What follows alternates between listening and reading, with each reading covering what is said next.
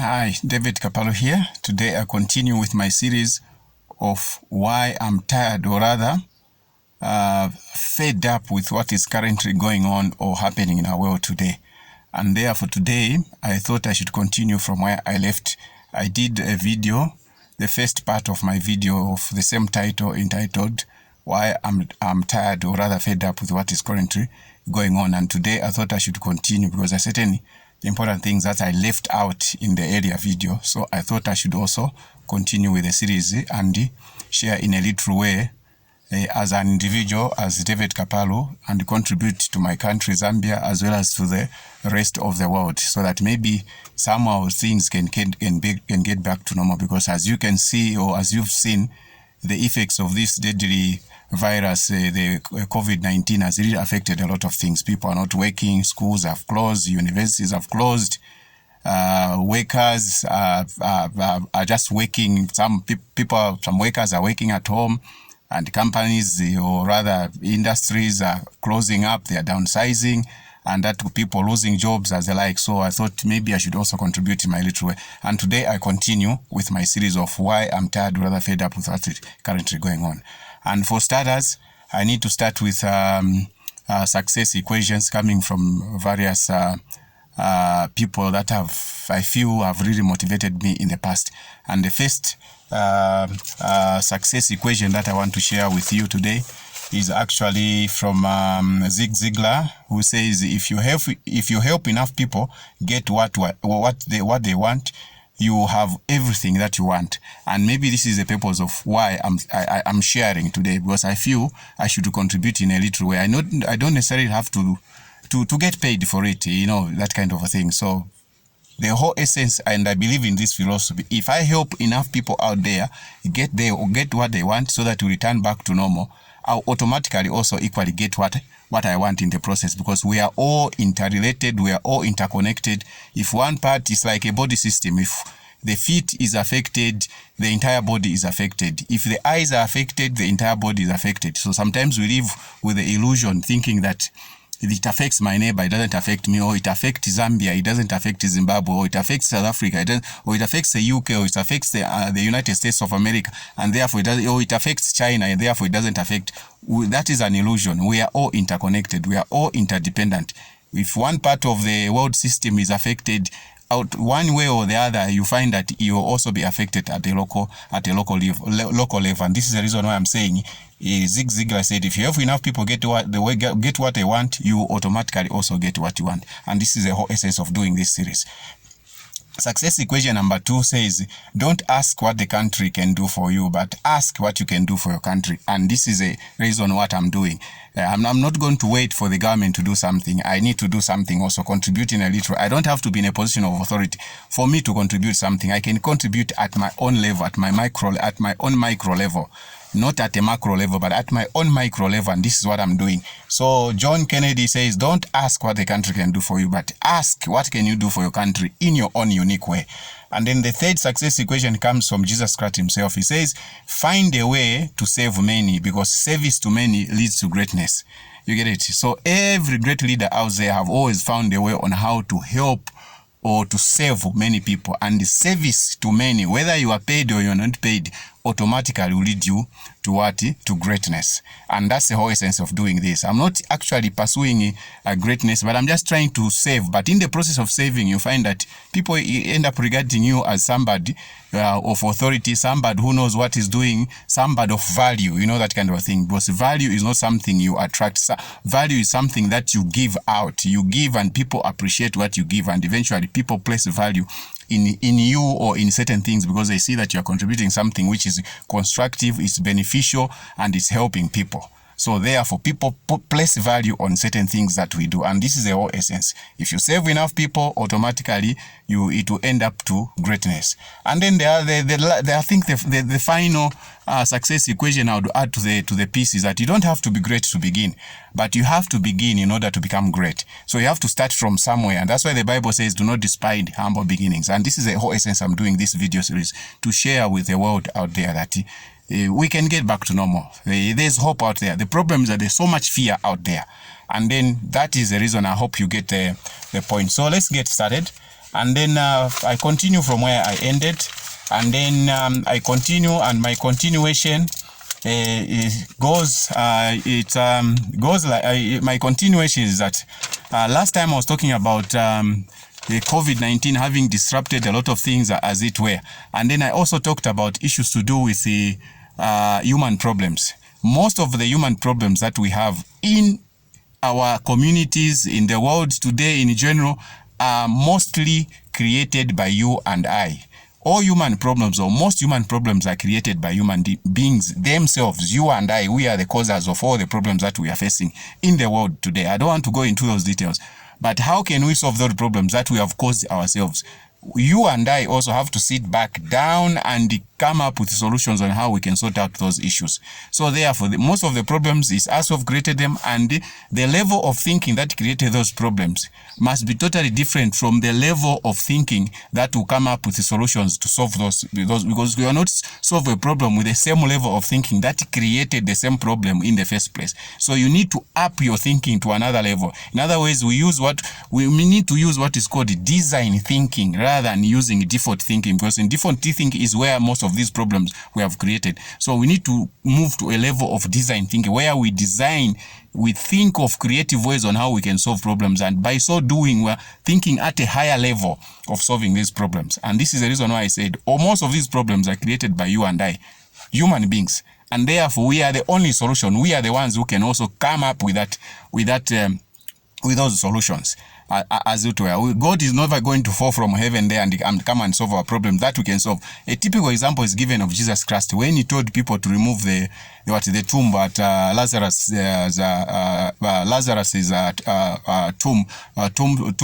tombstone, or the grave.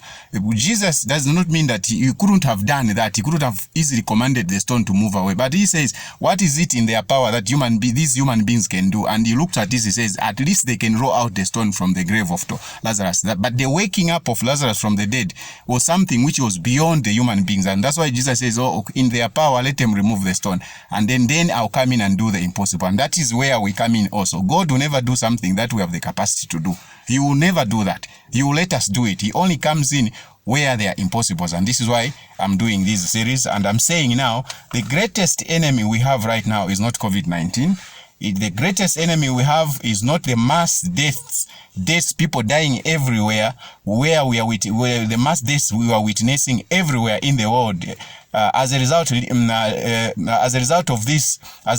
the devastating effects of this COVID-19, leading to the entire world economic system on the verge of collapse or hopelessness, and eventually people all over the world living in extreme fear and uncertainty. We have a lot of extreme fear now. People are living in fear. There's a lot of uncertainty. They don't know what is happening. There's a lot of doubt, as it were. So this is not the problem. The greatest enemy, this is not the greatest problem that we have. The greatest problem or enemy we have right now is ourselves as individuals and as a collection of individuals in the entire world system. Like I said, all these problems are created by you and I, and therefore we are the causes of the problem. We must sort out the problems, and then that is where the infinity, God, or whatever name you have ascribed to him, will come in and solve our problems. Therefore, the first step in solving any kind of problems is what? It's simple and straightforward. How do you solve these problems, including COVID-19 itself as a disruptor? Affecting us as humanities. What is the first step? The first step lies in what? In identifying the problem. We need to identify the problem. What is the problem? The problem is ourselves. We have created these problems, including COVID-19. Later, maybe as I go on, I will discuss how the issue of violating the natural laws of life can culminate into diseases. And COVID-19 is coming as a result of violation of certain laws. I'll talk about that. But maybe to give you a hint, COVID-19 is coming as a result of violating the universal life laws. And what are those universal life laws? There are three of them. There are physical laws, there are spiritual moral laws, there are mental or spiritual laws, and then we have moral laws. There are three of them, life's universal laws. And then COVID-19 has come as a result of the violation of the physical laws. Those physical laws are divided in four. They're divided in four. They are subdivided in four. The first subdivision of the physical laws are nutritional laws, and then followed by hygienic laws, and then followed by exercise, and then the last one is breathing. Breathing, because breathing is divided into, there's abdominal breathing and the chest breathing. Yeah, so those are the four. And the COVID-19 comes a result of breaking the hygienic laws. You know, I'll talk about how breaking a law can culminate into a consequence, or how following a law can culminate into enjoying the benefits that come with observing the law. I'll talk about that, but let me not preempt what I've prepared, but I have to move in a sequence or sequential or chronological order. So therefore, let's go back. How do I solve the problems? What is the first step in solving our problems that we have created as human beings? The first step lies in the first step in solving any kind of problem lies in solving any kind of problem affecting humanity, lies in identifying the actual problem at hand. And what is the problem? Like I said, we are the causes of the problem, and ourselves must solve that problem, not God himself. No, it's us to solve the problem. And then how do you identify the problem? What is the process of identifying the problem? First, you need to know the name of the problem. Then second, you need to know the characteristics of the problem. How does the problem manifest itself? It manifests through you and me. We are the causes of these problems. The name of the problem, I think you can ascribe any name to the problem. It can be COVID-19, it can be whatever it is that you can think of. Yeah, but problems are out there. But so know the characteristics of the problem. How does the problem come about? What are the characteristics? If you know those characteristics, then it's easy. Then the third point is know the place of abode, or where exactly the problem resides. And most of the problems are residing in our heads here, through our thinking, and then they manifest in the physical. And these are the things we are seeing some of these issues of COVID-19. We don't know whether it was man-made or it was natural, but the bottom line is that there must be a human component to this COVID-19 thing. But therefore, that is the reason why we should follow what the health authorities are telling us. They are telling us to follow the 5 golden rules of masking up, washing our hands with soap. Where there's no soap and water, we need to sanitize our hands with an alcohol-based sanitizer, and then we need to keep a distance, a social distance. If you are going in public places, always wear a mask. If you can manage, stay at home. Those are the 5 golden rules they are telling us. We should know. So the problem is that at individual level, as well as at a community level, at national level, world level, we are not following what the health authorities are telling us. And that culminates into what I was calling violating the laws. When you violate the law, you reap the consequences. When you follow the laws, you reap what? The benefits. The benefit is what? Extreme health. If you violate them, you want to go and have a nice time and whatever, you are not masking up, you are not washing, and when you get drunk, you are not washing your hands, you are not sanitizing, because now you are high, you are breaking the law. And when you break the law, what follows is an automatic consequence. What is the consequence? You get sick. And when you get sick, you die. And that's why God says, I give you life and death. Choose life. But when you decide to break the law, you are choosing death. Not that God is choosing death for you. You are you as an individual, and you are choosing death. But when you follow the law, the health laws, that is physical laws, in this case, the hygienic law, then you are choosing life. And that's why God says, I give you life. Choose life. But deliberate individuals, because we want to have a nice time, we want to socialize, whilst the health authorities are advising us to stay at home, we want to do the opposite. And when we die, we are blaming God to say, well, God is not in control. God is in control. He's in control of everything. The problem is that we are violating. So we need to repent. And when I talk of repenting, I'm not talking of repenting in the religious terms. I'm talking of turning around. Repentance simply means turning around. You realize you are going in the wrong direction. And then because you have realized that you're going in the wrong direction, you end up going to either something bad will happen or you're going to die. Then you turn around and go back due towards the correct direction. When you do that, that is repentance. You are now going back in line with what the Creator designs. And this is what we need to do. But the problem is that we as human beings, we pride in doing the opposite, breaking the laws. And when calamities start coming, then we start complaining, why is this happening, and that kind of stuff. So we need to follow the laws. That's the thing. So once you've known these 3 things, that is knowing the name of the problem, knowing the characteristics of the problem, and the place of abode where exactly the problem resides, then once you have known these 3 things, then you can take what? Corrective measures to remedy the main problem at hand. And this is what we need to do. So therefore, Jesus at one time said, a house whose members are divided. And when Jesus says whose members are divided, he's talking about thoughts. A house whose members are divided cannot stand. What is talking about thoughts? You know, the problem with our thoughts is that we have two types of thoughts. We have subconscious thoughts and conscious thought. Now, those two must be thinking in alignment. So if you are thinking of desiring something to say, okay, we want to eliminate this COVID-19, we want to come back to normalcy, as it were, business as usual, schools opening and whatever. Our conscious thoughts are saying we want to return to normalcy, whilst the subconscious mind is saying something else. It's in disagreement with what the conscious mind is saying. How do you become in disagreement? Through your actions. You are told to do this, and then subconsciously you are acting the other way around. You are told to wear my mask. Consciously you want to wear a mask, subconsciously you are not wearing the mask. So the two must be in alignment, the conscious thinking and subconscious thinking. And for your only benefit, it's actually the subconscious thoughts that are more powerful than the conscious thought. The conscious thought is the guard, but the subconscious is the automatic aspect of the mind. I will give you an example. Thinking is a subconscious activity. You don't have to think to say, now I want to start thinking. Whether you are conscious of the fact that you are thinking or not, thinking happens by default thinking. And then blood circulation is what? Is a subconscious activity. You don't have to sit down and say, now I want the blood to start flowing in my blood. Whether you think about it or you don't think about it, blood circulation will happen. That's how powerful subconscious thinking is. The next thing is digestion. When you eat food, you don't have to think. You say, now the food that I've eaten now, I want it to start digesting. Whether you think about it consciously or not, digestion will still happen. Unless you are breaking one of the laws, which is the mental law. The mental law of thinking negatively. Because when you think in a negative sense, you affect the digestive system. But even when it is affected, it doesn't mean that it will stop completely, because it's a subconscious activity.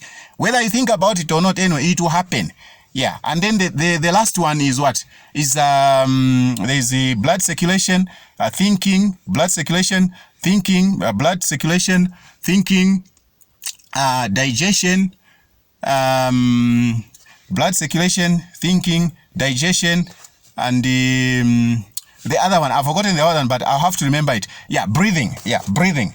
Breathing also is a subconscious activity. Breathing also, you don't have to think to say, now I want to start to breathe in and to breathe out. Unless maybe you are doing the breathing exercises. The one I'm talking about, there are two types of breathing under the physical laws. There's abdominal breathing, which is recommended, because when you do abdominal breathing, you put in a lot of oxygen, and oxygen is needed by the body. When you do abdominal breathing, even if you are weak, you are feeling weak and whatever, when you do abdominal, you do an exercise of abdominal breathing, you find that you recharge your energies. But whereas chest breathing, there are two types, chest breathing and abdominal breathing. Abdominal breathing is recommended, but not chest breathing. That's why if you have ever noticed, if when somebody is about to lose his life, they normally use what is called chest breathing. They are gasping for breath and whatever. And that's why when the health authorities are doing it, they encourage the abdominal breathing kind of arrangement, because it takes in a lot of oxygen. So why am I bringing those? I'm trying to illustrate the point where Jesus was saying, a house whose members are divided cannot stand. Subconscious thinking, the conscious thinking and the subconscious thinking must be in alignment. They must be one. So if you are desiring something consciously and yet subconsciously you are thinking of something else, already your house is divided, and therefore there's nothing that you can do. So the conscious thought must be in alignment with the subconscious thoughts. As long as there's a division there, then there's nothing that whatever it is that you do, and most of us operate in that environment. In one area we are trying to think of the things that we want. We even consciously say, I want to become rich, I want to become this, I want to become this. But subconsciously, we are doubting yourself. You are not believing yourself. And you know what happens there? Automatically, the mind, the way it is designed, that what goes in the subconscious is what the mind is going to act upon. Remember what I talked about those subconscious activities: breathing, thinking, digestion, and blood circulation. Whether you think about them or not, they are happening, and that's how powerful subconscious thinking is. So therefore, we need to align our thoughts in terms of conscious thinking and subconscious. They must be one. There must be synchronicity of thought in terms of conscious thinking as well as the subconscious thinking. Once you reach that synchronicity, that oneness in thinking, then your house will be said to be united. And this is how we are operating even at the individual level, at the family level, at regional level, at national level, and at world level. We are not thinking in synchronicity. We are thinking, we are divided in our thinking, in other words. And when you reach that stage of division in your thinking, it's as good as somebody who suffers from schizophrenia. Our medical professionals will tell us you have a schizophrenic personality, where your thinking is not in alignment. It's divided. So we should avoid a schizophrenic kind of doing things. We need to think in alignment as individuals, as well as a community, at national level, at world level. The problem is that people want to think individually. When all the authorities are telling you, mask up, do this, then you are doing the opposite. You are already in a schizophrenic arrangement. So therefore, let's continue. Yeah. So I said a house whose members are divided cannot stand. Remember, Jesus, when he's talking about the house, his members are divided. He's talking about your thoughts, conscious and subconscious.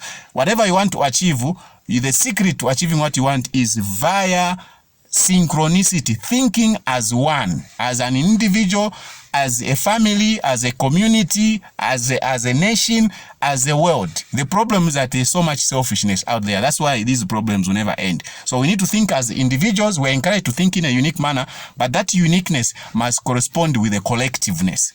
Yeah, so there's no way that the individual will be behaving in their own way, and then the collective is behaving in a different way. Once we reach that level, then we're in a schizophrenic arrangement. So we need to cure that schizophrenic arrangement at individual level, at national level, as well as at world level. Once we reach that stage, I think, it's like what the Bible says, where it says people who are united can achieve anything. But the problem is division that brings us not to reach those levels of heaven on earth.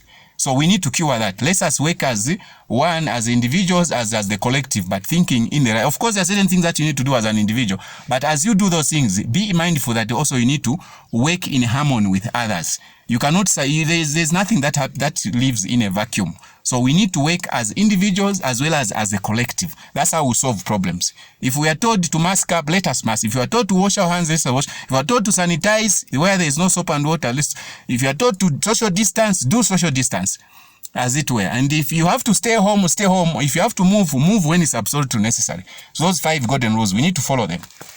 So let's continue. So therefore, this brings me to the Deity, what I'm calling the Deity,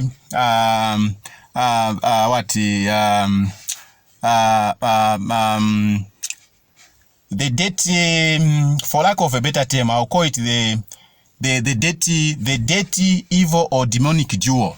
So when I talk of the Deity evil or demonic duo, I'm talking about 2 things. I'm talking about religiosity and Christianity, or tribalism.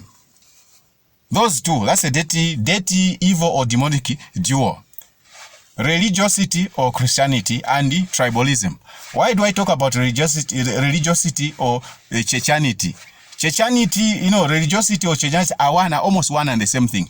These 2, they are limiting.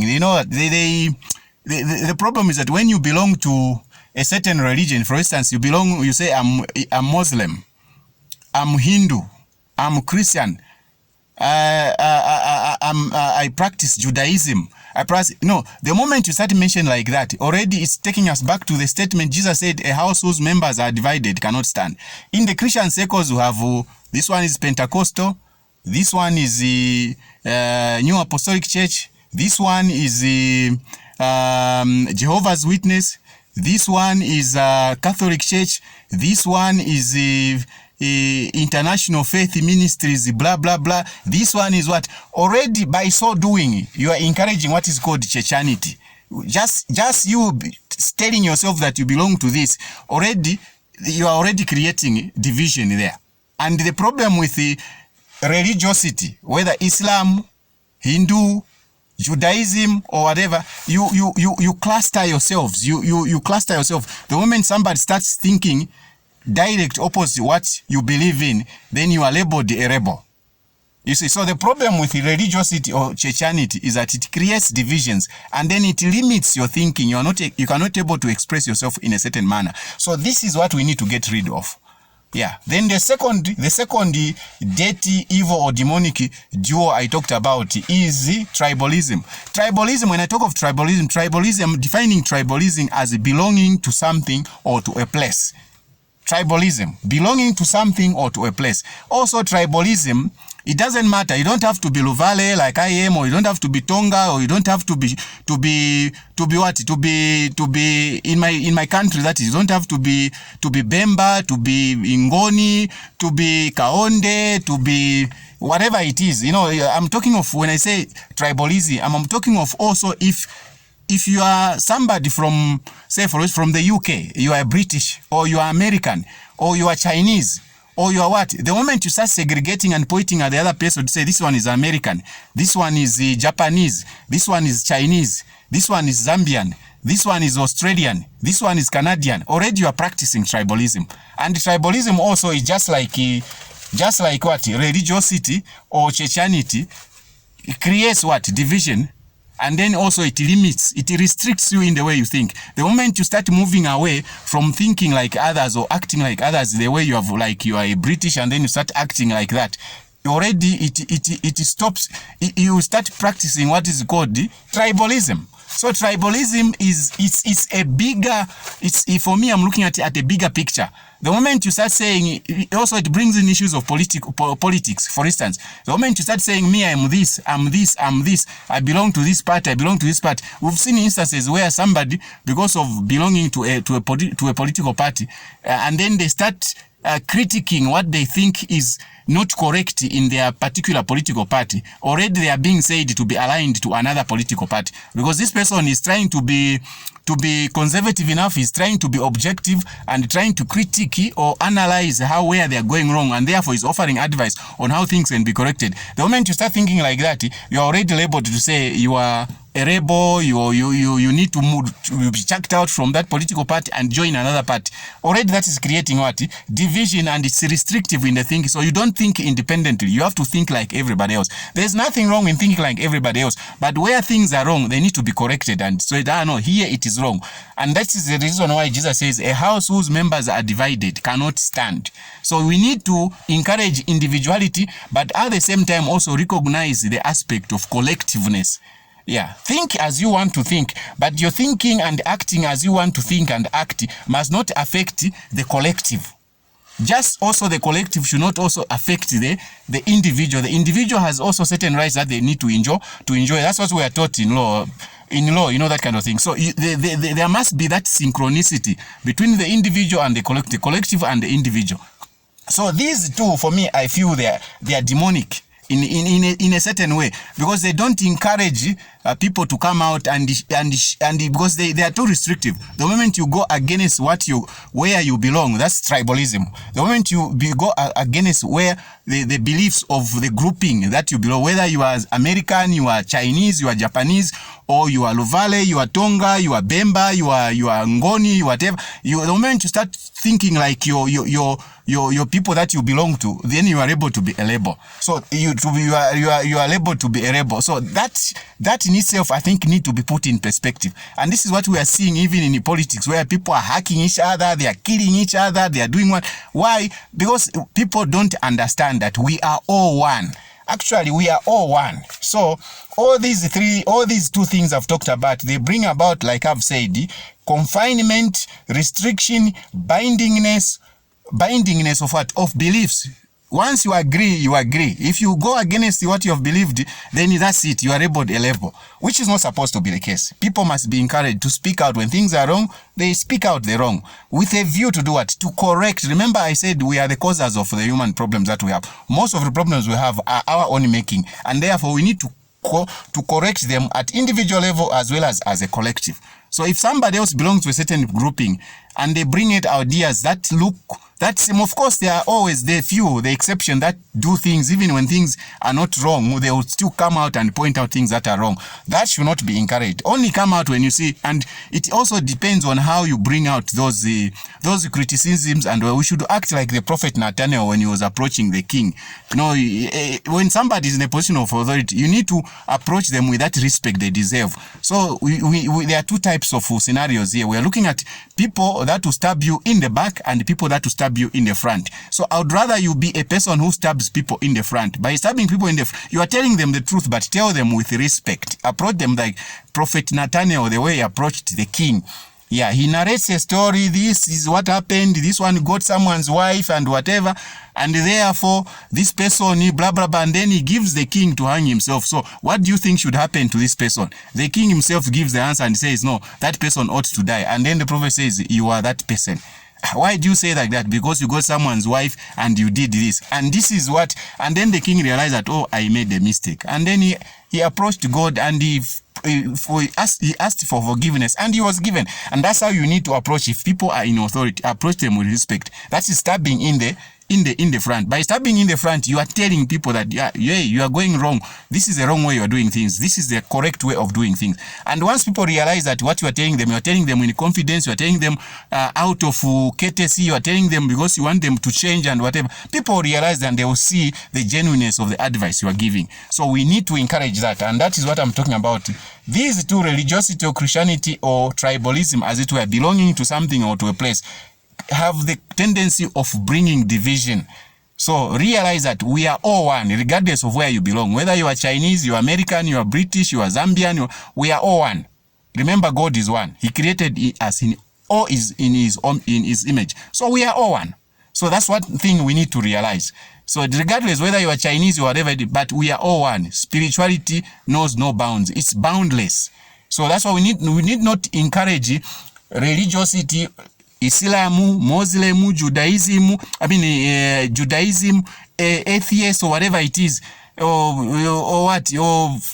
whatever you can think of in terms of religiosity. Christianity, Churchanity, belonging to a certain church, Catholic, SDA, Seventh-day Adventist, New Apostolic or whatever, these have got a tendency of dividing, because the moment you say this one is Catholic, me I'm SDA, oh that one is New Apostolic Church, already you are closing yourself. You don't want to start, oh this one is Watchtower, oh these guys are known to be argumentative. Already there's division there. A house whose members are divided cannot stand. So that's the thing we need to do. So what do we need to encourage? We need to encourage we need to encourage spirituality. Spirituality is all about oneness. Spirituality is boundless. It knows no borders. So we are one. We are a spirit being, all connected to the Almighty God, and that's what we need to encourage. When the body, like I said, when the body is acting as one, and normally the body acts as a system, it acts as one. You know, that kind of thing. So, but the moment the body starts acting, the hand is doing this, the eye is behaving in a certain way, the legs are moving the other direction, the other leg is going in front, the other leg is going backwards, and then you can imagine what kind of scenario that is. You know, just the body system, just everything is in disarray, and that is the state of affairs that we create through this arrangement of religiosity, Churchanity, or tribalism. It's like a body, picture it like a body system. And then the body system, antagonizing each other. What kind of a body system are you going to have peace even when you sleep? You're not going to, but this is what we do actually every day.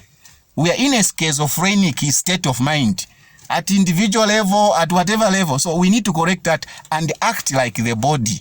Yeah, if one part of the body is affected, everything else is affected. And this is what we need to do. Act as individuals and as a collective, like the body system.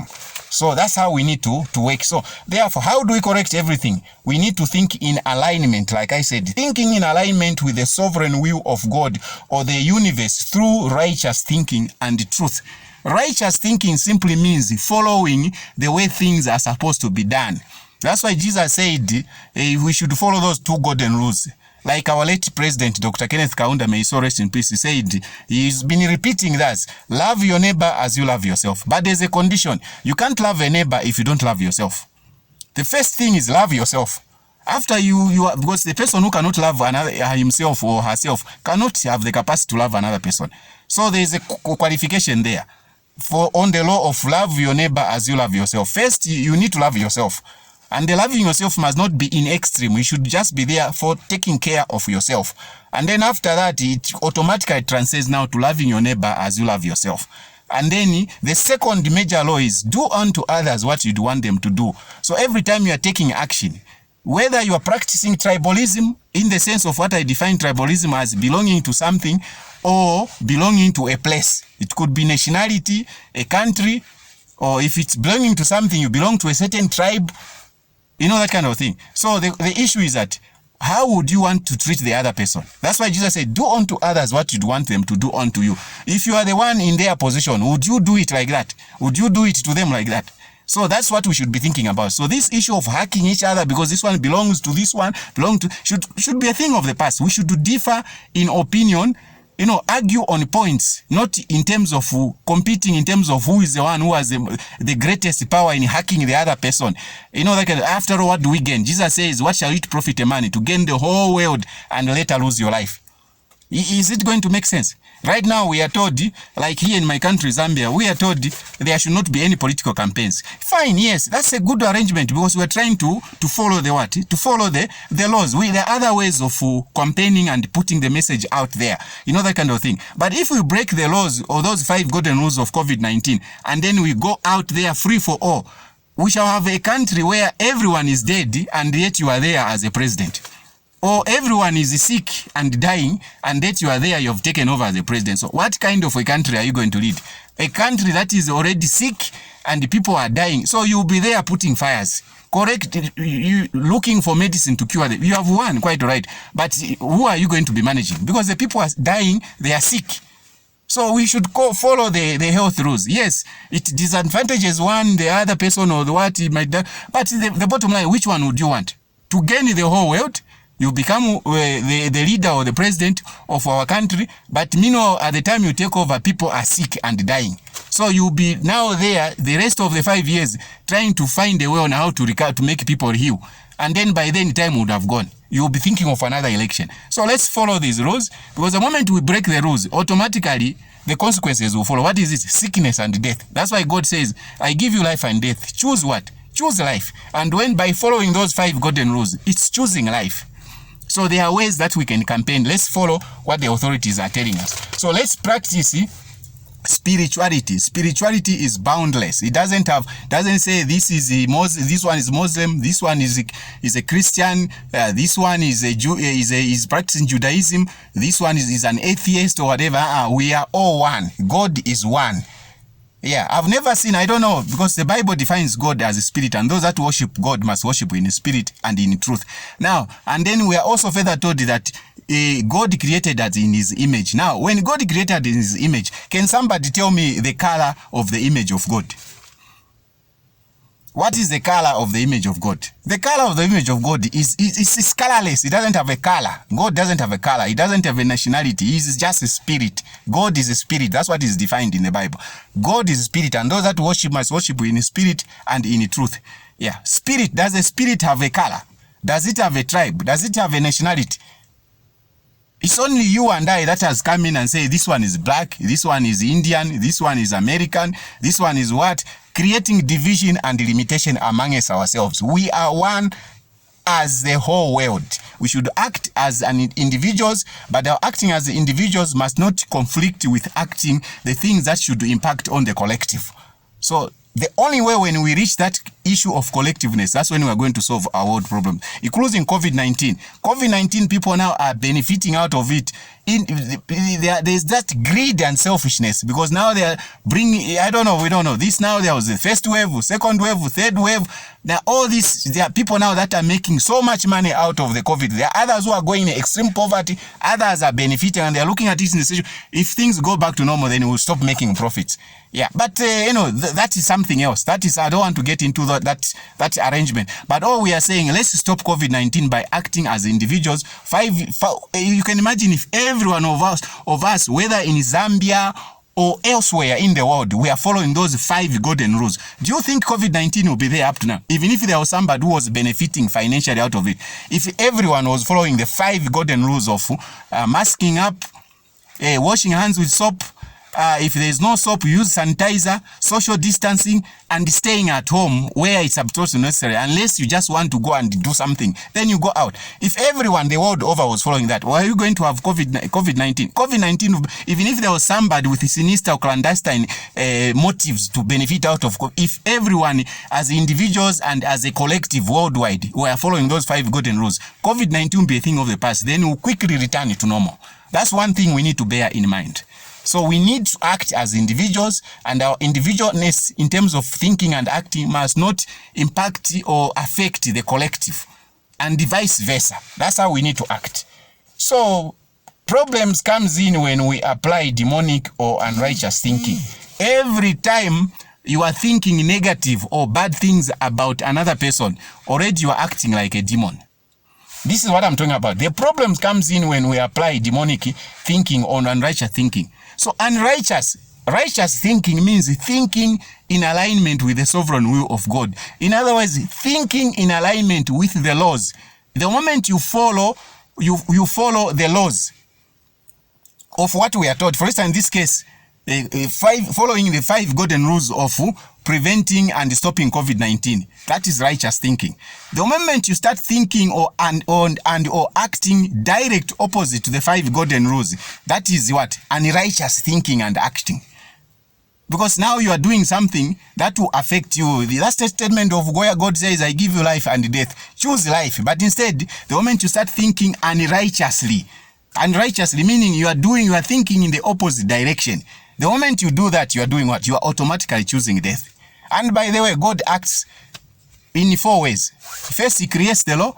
The law brings what? Order. Order results in what? Security.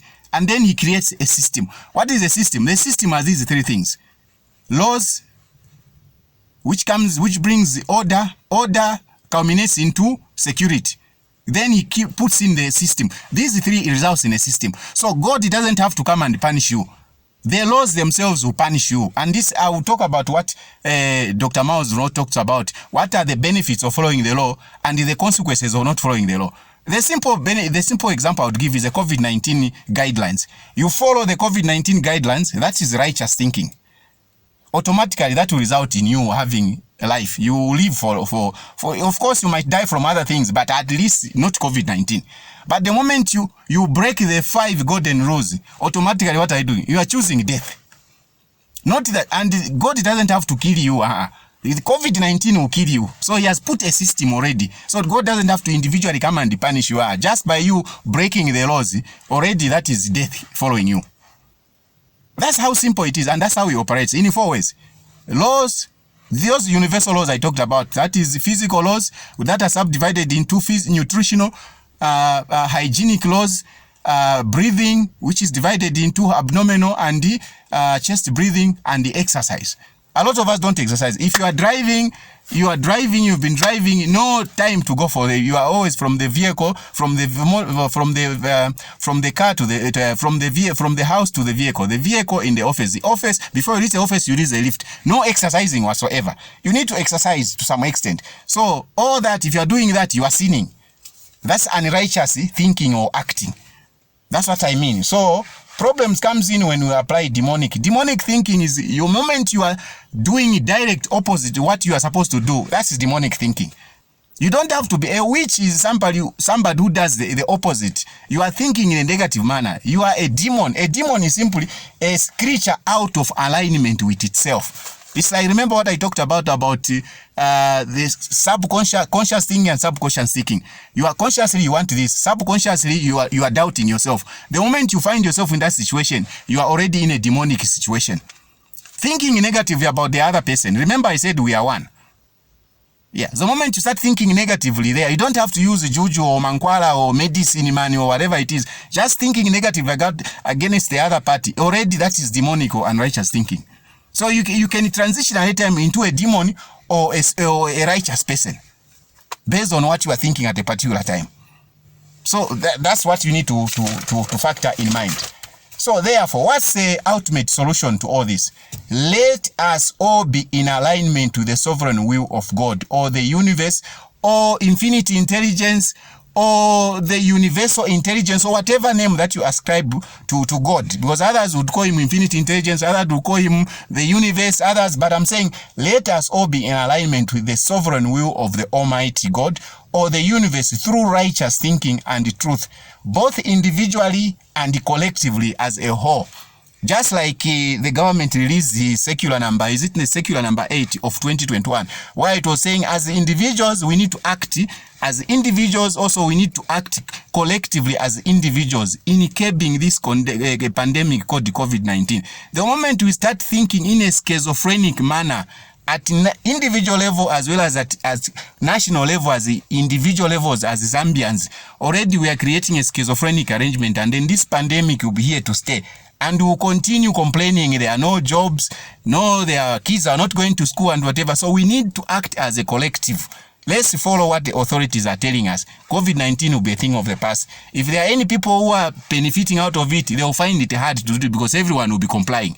And therefore, where will be the COVID? It's just like cholera. Cholera also is a hygienic, it comes as a result of breaking of the hygienic laws. You break the hygienic laws, you eat food, for instance, you have served you food, instead of covering it, you leave it open. Already that is violating, you are sinning, you have broken the hygienic laws. And when you get sick, a fly carrying cholera germ sits on the food and you come and eat it, you get sick, you say Vaniloza, oh, they have bewitched me. Who has bewitched? You have bewitched yourself because you are not following the rules. You are practicing unrighteous thinking. That is demonic thinking at individual level. Simple and straightforward, as it were. So, how do we solve? What's the solution? Let us all be in alignment to the sovereign will of God, or the universe, through righteous thinking and truth, both individually and collectively as a whole. So how do we solve our current world problems vis-a-vis COVID-19 as a world health problem? As a world health problem, we must first start by identifying the source of the problem, and once this is done, everything else will return to normalcy. That is automatically everything, and I've already stated we are the co-creators of our problems. And how do we solve them? We solve them ourselves, and God will do the impossible. The impossible that we cannot do by eliminating all diseases automatically.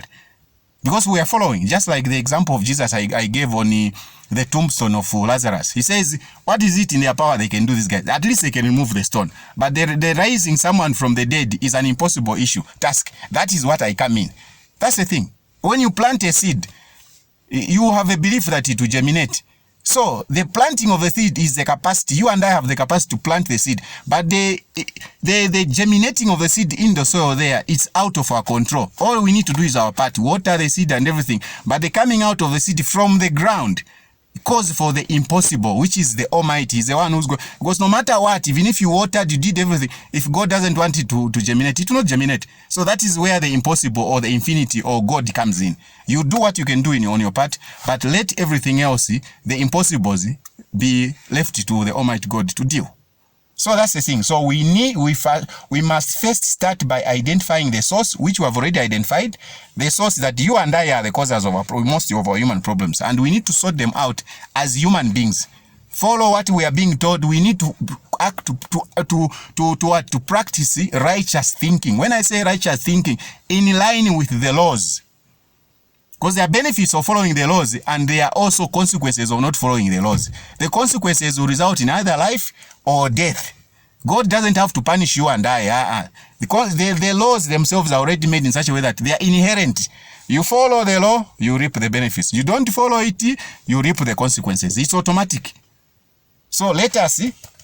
We already identified the problem. So let us sort that problem. And then, that's it. So what happens if we don't solve the problem? I've already said it. And even in Bible prophecy, this issue of people dying everywhere and whatever, is as a result of what? It's a result of breaking the laws. Maybe, allow me to just quote a few biblical prophecies of what is going on, just to show that actually things are as prophesied. You know that kind of thing. Just one of them. Take a look at what is happening today, in terms of prophecies. Yeah, the one scripture, Amos 8 verse 3, says the corpses are so numerous that they are thrown away. And this is what we are seeing. That is that is Amos chapter 8 verse 3, which says the corpses are so numerous that they are being thrown away. This is coming as a result of not following the hygienic laws, because of those 5 golden hygienic laws of preventing COVID-19. People are dying, the great and the ungreat, the small and young. Everyone is dying. But what we are hearing are those great men, The great men, those big people, those are the ones that we are hearing. So and has died. This one has died because of COVID-19. What? Because those are people that we know. So even when they mention them, we get scared and say, oh, even this one has died. But the smaller ones, the unknown ones, are actually dying and no one is mentioning them. And this is what the Bible scripture or prophecy is saying, that the corpses are so numerous that they are thrown away. Because who's now attending? We are now being limited in terms of what?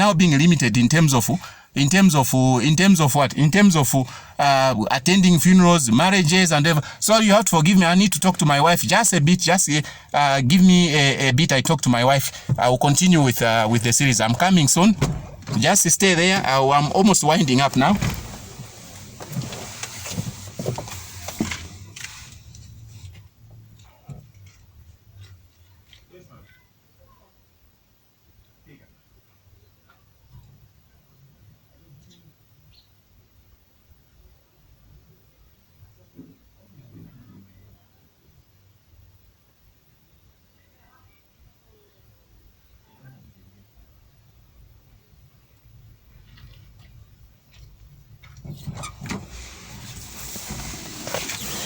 So here I come. Yes, where was I? I was talking about what happens if we don't solve this problem. Yeah, I was talking about the biblical prophecy, and I quoted the prophecy of Amos. Sorry, I'm not being religious, but I'm just trying to marry what is going on now with Bible prophecy. You may not be a Christian, maybe you could be Hindu.